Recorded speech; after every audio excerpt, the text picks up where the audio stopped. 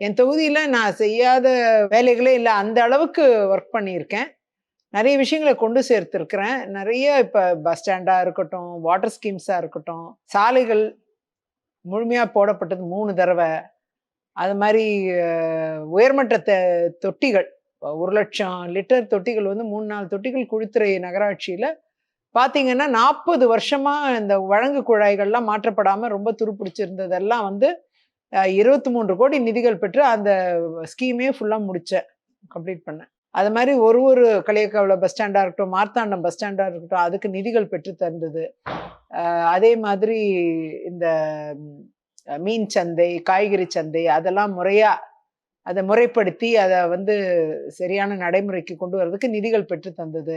அது மாரி திடக்கழிவு மேலாண்மை, வேஸ்ட் மேனேஜ்மெண்ட்ட வந்து ப்ராப்பரா சரியான இடத்துல பண்றதுக்கு, பிளஸ் வேஸ்ட் மேனேஜ்மெண்ட்ட முறையான பண்றதுக்கும் நடைமுறைகள சிஸ்டம இவால்வ் பண்றது. அதற்கு நிதிகள் பெற்று தர்றது. இது மாரி நெறைய விஷயங்கள் என்னால கொண்டு சேர்க்கப்பட்டுச்சு.